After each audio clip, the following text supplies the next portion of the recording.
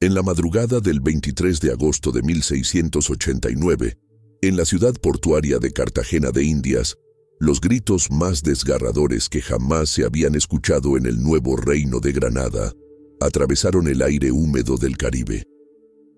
4 cuerpos se retorcían, en agonía, mientras el aceite hirviendo derretía su piel, aplicado por las manos de una mujer que había perdido todo lo que amaba. Su nombre era María de Cartagena, esclava angoleña de 28 años. Esa noche ejecutó la venganza más meticulosa y brutal jamás documentada en la América colonial. Convirtió a sus torturadores en víctimas de sus propios métodos de crueldad. Esta es la historia de cómo el dolor maternal se transformó en furia vengadora, y cómo una mujer demostró que la justicia, a veces, debía tomarse con las propias manos. La ciudad de Cartagena de Indias en 1689 era el puerto negro más importante del Imperio Español en América. Sus murallas de coral protegían no solo los tesoros de oro que partían hacia España, sino también el mercado de carne humana más lucrativo del continente. Cada mes, entre 800 y 1.200 africanos llegaban encadenados en barcos negreros para ser vendidos como bestias de carga.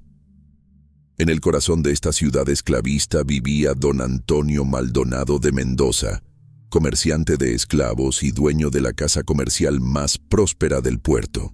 Su residencia, ubicada en la Plaza de los Coches, era una fortaleza de piedra coralina de 3 pisos que albergaba no solo a su familia, sino también a 47 esclavos domésticos que vivían bajo condiciones de brutalidad extrema.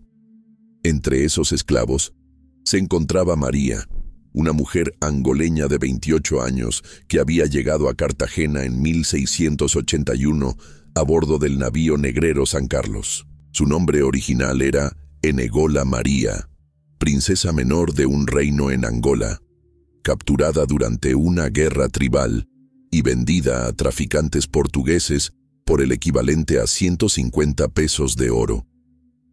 Convertida en esclava doméstica principal de la casa Maldonado, era responsable de supervisar la cocina, el cuidado de los niños y la administración interna. Su inteligencia excepcional y su rápida adaptación al español la hicieron indispensable para la familia, aunque también la volvieron un arma peligrosa en silencio. Don Antonio tenía 3 hijos varones: Diego, de 24 años, Rodrigo, de 19, y Bernardo, de 16. No solo heredaron la riqueza de su padre, sino también su desprecio absoluto hacia los africanos. Para ellos, los esclavos eran mercancía parlante, objetos de diversión y desahogo de sus instintos más bajos. Diego, el hijo mayor, había convertido la violación de esclavas en un pasatiempo, considerándolo un derecho natural de su posición social. Su crueldad no conocía límites. Golpeaba a los esclavos con bastones de hierro, los marcaba con hierros candentes por diversión y organizaba competencias donde apostaba con sus hermanos cuántos latigazos podía resistir cada víctima. Rodrigo, en cambio, encontraba placer en la tortura psicológica. Separaba a las madres de sus hijos pequeños, vendiendo a los niños solo para observar el sufrimiento maternal. Las negras deben aprender que no tienen derecho a amar, solía decir mientras disfrutaba de las lágrimas de las madres desesperadas. Bernardo, el menor, compensaba su juventud con una crueldad aún más sádica. Obligaba a los esclavos a pelear entre sí hasta la muerte. Quemaba sus pertenencias frente a sus ojos y diseñaba instrumentos de tortura para los más débiles. En 1687, María dio a luz a 2 hijos gemelos, Kwame y Kofi, fruto de una violación de Diego Maldonado. A pesar del horror de su concepción, los amó con una intensidad que trascendía cualquier dolor. Ellos se convirtieron en la única luz dentro del infierno de la casa Maldonado. Les enseñaba en secreto palabras de su lengua natal. Les contaba historias de su reino en Angola y soñaba con el día en que fueran libres. Durante 2 años logró protegerlos, trabajando jornadas dobles para mantenerlos alejados de los trabajos más duros. La casa Maldonado era un verdadero infierno perfectamente organizado. En el primer piso funcionaban las oficinas de compraventa de esclavos. En el segundo, las lujosas habitaciones familiares decoradas con sangre africana. En el tercero y en los sótanos, los calabozos donde se almacenaba a los recién llegados antes de ser vendidos. Durante 8 años, María perfeccionó un sistema de supervivencia basado en la observación meticulosa. Memorizó cada rutina, cada secreto y cada debilidad de la familia Maldonado. Sabía exactamente cuándo y cómo cada miembro era más vulnerable. De noche, mientras todos dormían, planeaba mentalmente escenarios de escape con sus hijos. Pero sabía que un intento fallido significaría no solo su muerte, sino la tortura de Kwame y Kofi frente a sus ojos. Ese silencio forzado acumuló en ella un odio profundo, como pólvora esperando la chispa correcta. María había sobrevivido 8 años en el infierno, pero algo estaba por cambiar para siempre. El 20 de agosto de 1689, un martes sofocante en Cartagena, ocurrió el evento que transformaría para siempre el alma de María y sellaría el destino de la familia Maldonado. Ese día, la humedad del Caribe convertía la ciudad en un horno, y los ánimos estaban tan exaltados como el calor. Los gemelos Kwame y Kofi, de apenas 2 años, habían comenzado a caminar y explorar la casa con la inocencia propia de su edad.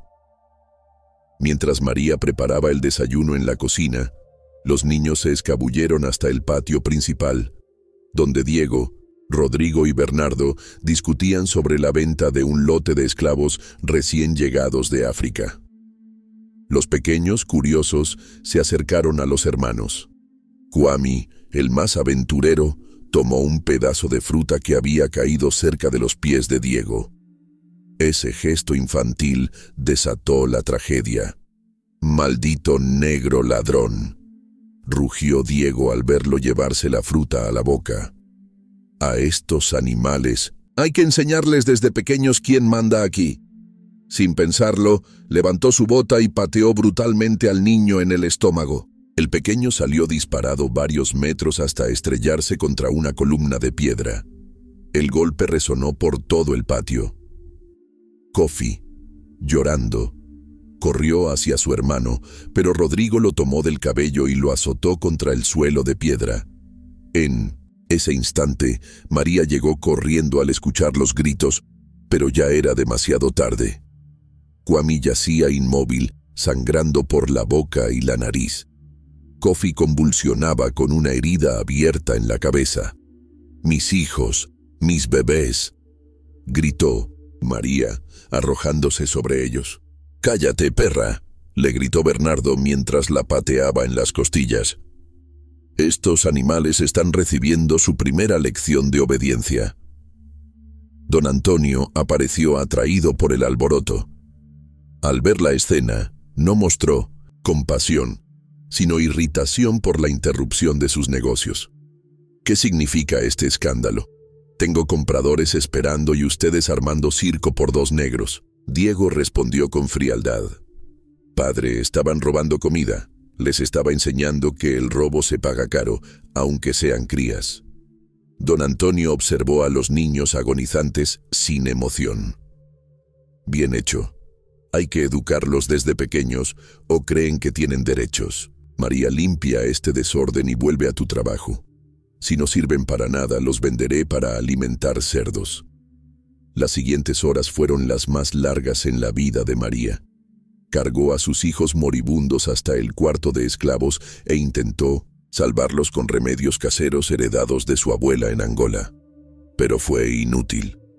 A las 2:30 de la tarde, Kwame murió, susurrando «mamá», con su último aliento. A las 4:45, Kofi lo siguió, aferrado a la mano de su madre.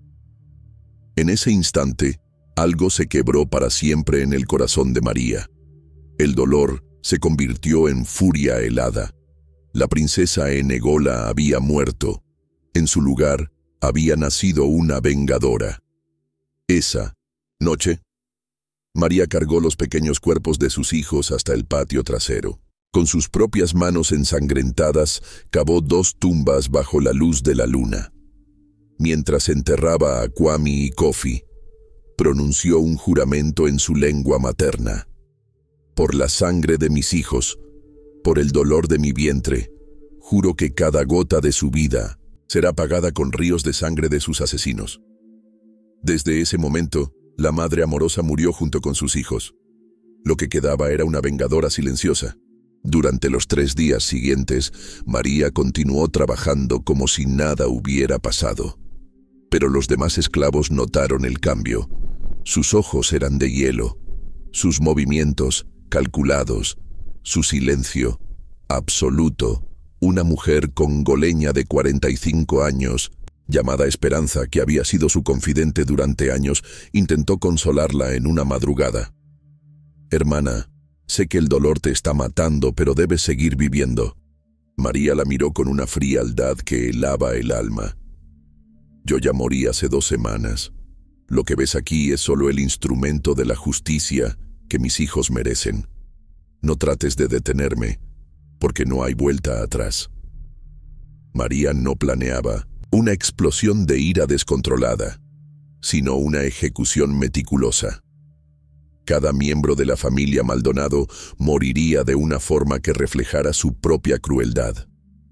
A don Antonio, que había reducido vidas humanas a simples números en sus libros, lo esperaba la muerte entre aceite hirviendo, como el oro fundido que tanto amaba contar. A Diego, que había violado y humillado a decenas de esclavas, lo aguardaba la castración y una muerte lenta. A Rodrigo, que había destrozado familias enteras, le haría presenciar la tortura de sus hermanos antes de recibir la suya. A Bernardo, el menor y más cruel, le reservaba la agonía más lenta y dolorosa. María conocía cada hábito de la casa. Cuando don Antonio revisaba sus cuentas, cuando Diego se bañaba al amanecer, cuando Rodrigo y Bernardo jugaban cartas, los sábados por la noche. Sabía dónde estaban las llaves, las armas y, sobre todo, controlaba la cocina. Cada alimento, cada copa de vino, cada plato pasaba primero por sus manos. Esa sería su primera arma. Durante sus visitas al mercado, María comenzó a robar pequeñas cantidades de hierbas venenosas que recordaba de su infancia en Angola. Almacenó también aceite de cocina extra, fingiendo que era para preparar frituras especiales. Pero lo más ingenioso de su plan no era lo material, sino lo psicológico. Los Maldonado no morirían rápido.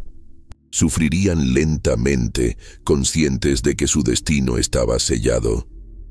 Cada muerte sería un espejo de la crueldad que habían infligido.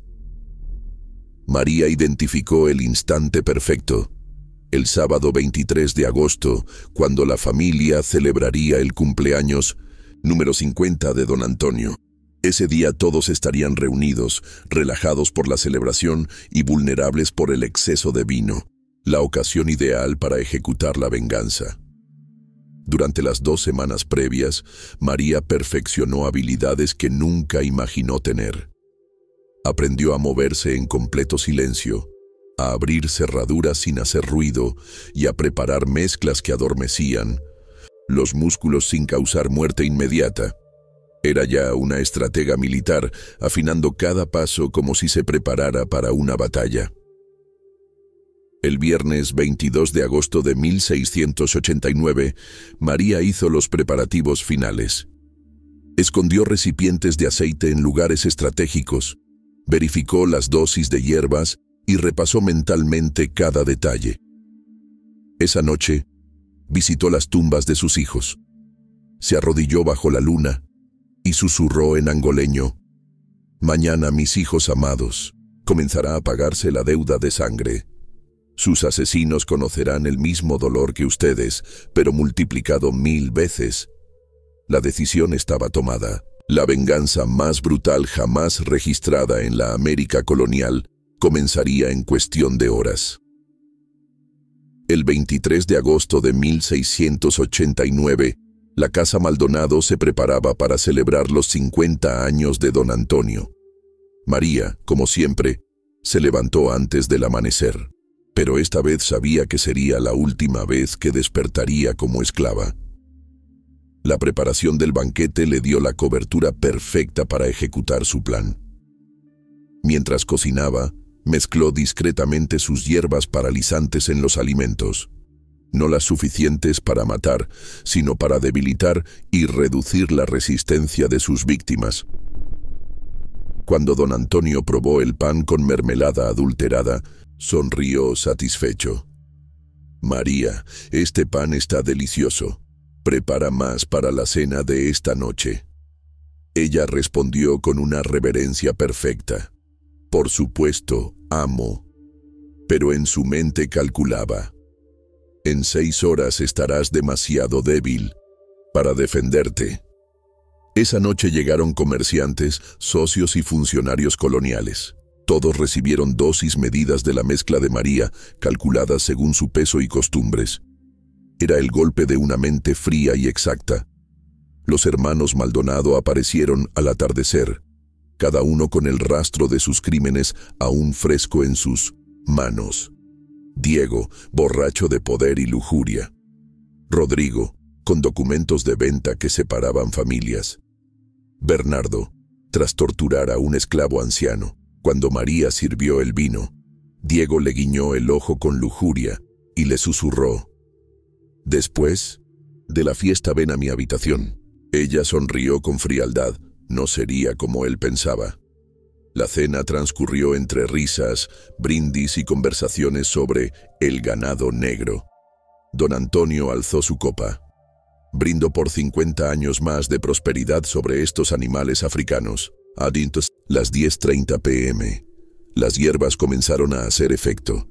Los invitados estaban conscientes, pero sus reflejos se volvían torpes, sus músculos flojos. A la medianoche, los socios se retiraron a sus habitaciones de huéspedes. La familia Maldonado quedó sola en el comedor.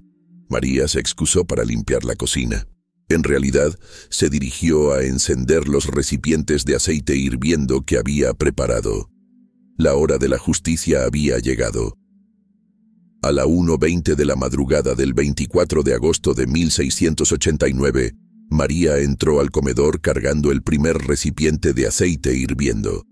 Los Maldonado permanecían en sus sillas, conscientes, pero incapaces de moverse con normalidad. Don Antonio, con voz pastosa, preguntó: «María, ¿qué haces despierta a esta hora? ¿Qué llevas en ese recipiente?» Ella se detuvo a 3 metros, dejó el aceite en el suelo y por primera vez en 8 años lo miró directamente a los ojos. «Llevo justicia, don Antonio. La misma justicia que ustedes le dieron a mis hijos cuando los mataron como animales, por tener hambre». El silencio heló la sala. La esclava sumisa había desaparecido. Frente a ellos estaba la encarnación de su peor pesadilla. María decidió comenzar con el más joven. Bernardo, temblando, intentaba levantarse, pero sus piernas no respondían. «Por favor, María, yo no maté a tus hijos. Fue un accidente». Ella lo miró con desprecio. «¿Un accidente? Vi cómo reías mientras agonizaban. Ahora sabrás lo que es ser tratado como animal». Ató sus manos a la silla, tomó el recipiente y lo vertió lentamente sobre sus pies. Los gritos de Bernardo desgarraron la noche cartagenera, despertando a todo el barrio. «Para, te lo suplico, haré lo que quieras». «Mis hijos también gritaron», respondió María sin detenerse. «Y ustedes no pararon. ¿Por qué habría de hacerlo yo?» Después de 10 minutos de agonía, Bernardo cayó inconsciente, pero aún respiraba. María se volvió hacia Rodrigo, que temblaba en su silla. «Tu hermano tuvo una muerte rápida. La tuya será más larga. Tú separaste a madres de sus hijos.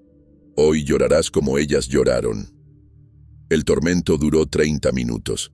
María aplicaba el aceite en pequeñas cantidades, intercalando pausas para intensificar el dolor. Rodrigo suplicaba clemencia, prometía liberar esclavos, juraba cambiar, pero sus súplicas solo avivaban la calma helada de María. Cada gota representa una lágrima de las madres a quienes arrancaste a sus hijos. Finalmente, Rodrigo perdió la conciencia entre alaridos. María se acercó a Diego, el hombre que la había violado y engendrado a sus hijos, para luego asesinarlos. Con una sonrisa helada le susurró: «Tú fuiste el principio y el fin de mi dolor. Por eso, tu muerte será la más educativa». Diego intentó insultarla, pero sus palabras se ahogaban en el terror. María comenzó con la castración que había planeado, y después vertió sobre él el aceite hirviendo en una tortura que duró más de 1 hora. Los gritos de Diego resonaron por toda Cartagena, mezclados con los lamentos de sus hermanos, creando una sinfonía de horror que marcaría para siempre la memoria colectiva de la ciudad. Quedaba el último, don Antonio Maldonado de Mendoza, el patriarca, el arquitecto de todo un imperio de crueldad. Durante 4 horas había visto impotente cómo sus hijos eran destruidos frente a él. Ahora sabía que le tocaba su turno. María se acercó con el recipiente más grande de aceite hirviendo. «Usted no solo mató a mis hijos, usted ha comprado, vendido y destruido a miles de africanos. Esta noche no es venganza personal, es justicia por cada alma que destrozó». Entonces comenzó el tormento más calculado, gota a gota, sobre sus manos, brazos y pecho, mientras lo obligaba a confesar sus crímenes. Entre gritos de agonía, don Antonio confesó atrocidades jamás documentadas, que había violado decenas de mujeres africanas, separado a miles de niños de sus madres y arrojado al mar a más de 4.000 esclavos muertos en travesías negreras. María escuchaba cada palabra con el rostro endurecido, marcándolo con hierros candentes con palabras en angoleño: asesino, ladrón, de niños, demonio. El tormento duró hasta el amanecer.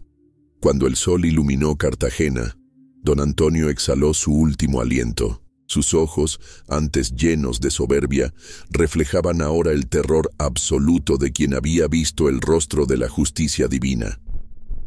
María contempló los 4 cuerpos y por primera vez en semanas sintió algo parecido a la paz. La deuda de sangre estaba saldada. Con las primeras luces del amanecer, María sabía que tenía pocas horas antes de que las autoridades descubrieran la masacre.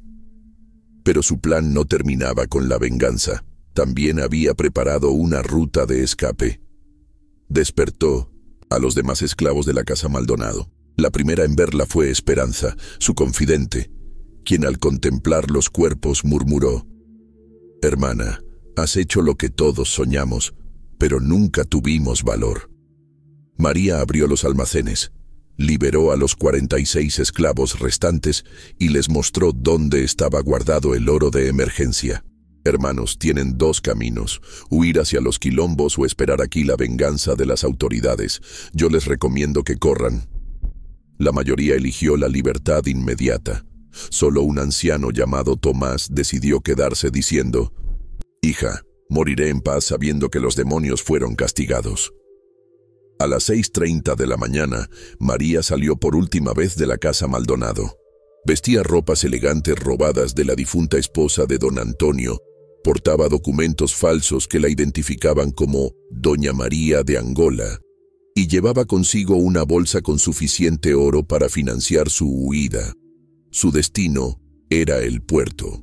Allí la esperaba un contacto peligroso, el pirata francés Jean-Baptiste Ducasse, con quien don Antonio había hecho negocios. María lo abordó directamente en su barco y en un francés rudimentario le ofreció algo invaluable. «Conozco las rutas de los galeones españoles, los horarios de las patrullas y los nombres de todos los funcionarios corruptos de Cartagena. A cambio, necesito pasaje a Saint-Domingue». Ducasse Sorprendido por su audacia, aceptó. A las 8:45 a.m., cuando las autoridades hallaban la carnicería, en la casa Maldonado, el barco del pirata ya zarpaba con María a bordo. 10 días después, María llegó a Saint-Domingue, actual Haití, no como esclava fugitiva, sino como mujer libre con oro, documentos y una reputación que la precedía. En esa colonia francesa, donde los africanos libres tenían más poder que en el resto del Caribe, su historia no fue recibida con horror, sino con admiración. Los esclavos susurraban su nombre con reverencia: la mujer que hirvió a los amos. Durante los años siguientes, María estableció la llamada Red de la Vengadora, una red clandestina que ayudaba a fugitivos, proporcionaba información sobre esclavistas y en ocasiones ejecutaba venganzas selectivas. Se convirtió en símbolo de resistencia para todo el Caribe. En Saint-Domingue, María vivió los siguientes años como comerciante independiente, usando el oro robado y la información estratégica que había memorizado durante su esclavitud. Nunca volvió a casarse ni tuvo más hijos. Su corazón maternal había muerto con Kwame y Kofi. En cambio, adoptó de manera informal a docenas de niños esclavos huérfanos, convirtiéndose en la madre de toda una comunidad africana libre. Las autoridades españolas ofrecieron enormes recompensas por su captura, pero María desapareció de sus registros como si la tierra se la hubiera tragado.